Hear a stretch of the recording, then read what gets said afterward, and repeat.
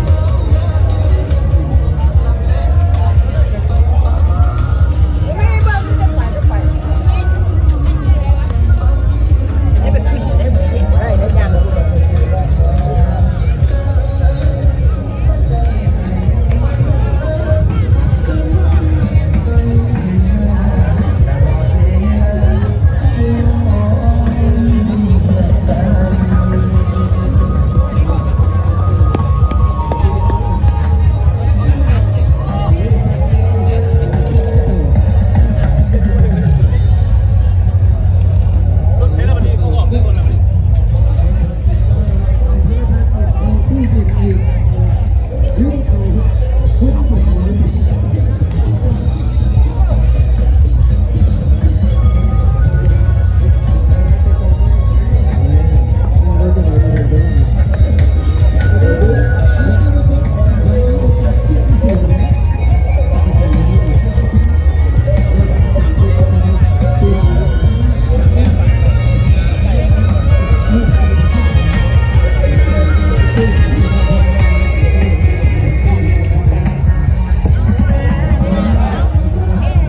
ะ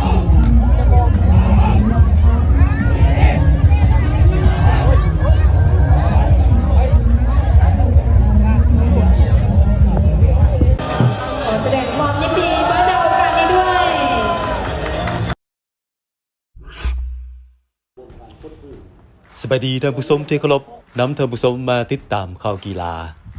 เรือส่วงธนาคารร่วมพัฒนาหรือ JDB แซมเก่าป้องกันแซมเรือประเพณีทราย55สีพาย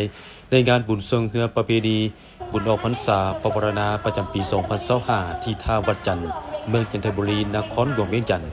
ขณะที่เรือประเพณียิงแซมเป็นของกลุ่มบริษัท 3B และแซมเรือสูตรทรายได้แก่กลุ่มบริษัทแสงเจริญไซแฟมิลี่แขวงบริคำไซการในการเฮือสวงประเพณีที่ท่าวัดจันทร์ปีนี้จัดขึ้นวันที่ 8 ตุลา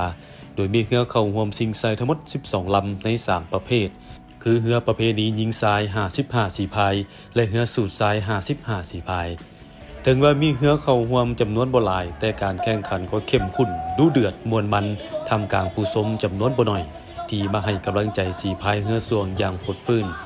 พร้อมกันนี้ฝ่ายจัดงานยังจัดให้มีการแข่งขันเสิ่งงามเสิ่งมวลเฮ็ดให้การแข่งขันมีสีสันและมีบรรยากาศที่คึกคืนผ่านการแข่งขันชนะเลิศเรือประเพณีทรายได้แก่ธนาคารร่วมพัฒนาหรือ JDB แซมเก่ารับขันชนะเลิศเป็นขันเงิน1หน่วยพร้อมเงินรางวัล40ล้านกีบพร้อมกันนี้ยังมีขันชนะเลิศหมุนเวียนถ้าเป็นแซม3ปีซ้อนจะได้ขันนี้ไปครองทันทีของชนะเลิศเรือประเพณีทรายปีนี้เป็นของบริษัทพันธมิตรกรุ๊ปแขวงสัญบุรีรับขันห้องแซมและเงินรางวัล30ล้านกีบที่3บริษัทอิซูซุลาวบริการจำกัดจำปาเฮือสวงบ้านหนองปะไนเมืองสีโคตรตะบองนครหลวงเวียงจันทร์รับขันรางวัลและเงินสด25ล้านกีบที่4เรือบินลา 3D กลุ่มบริษัทเซนดาราแขวงหลวงพระบางรับเงินสด20ล้านกีบที่5อีโฮเมยาบริษัทบุญญเพชรการค้ารับเงินสด8ล้านกีบขณะที่ชนะเลิศ เรือประเพณียิงได้แก่กลุ่มบริษัท 3B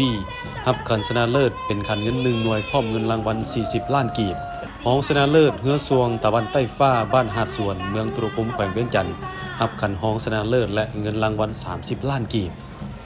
ส่วนชนะเลิศเรือสูตรทรายได้แก่กลุ่มบริษัทแสงเจริญไซแฟมิลี่แขวงบุรีคำไซรับขันชนะเลิศเป็นขันเงิน1หน่วยพร้อมเงินรางวัล40ล้านกีบห้องชนะเลิศบริษัทพันธมิตรกรุ๊ปแขวงสัญญบุรีรับขันห้องแซมและเงินรางวัล30ล้านกีบที่3ธนาคารร่วมพัฒนา JDB รับขันรางวัลและเงินสด25ล้านกีบที่4เพชรมีไซตะวันใต้ฟ้าบ้านโคกทรายเมืองหาดไซฟองนครหลวงเวียงจันทน์รับเงินรางวัล20ล้านกีบ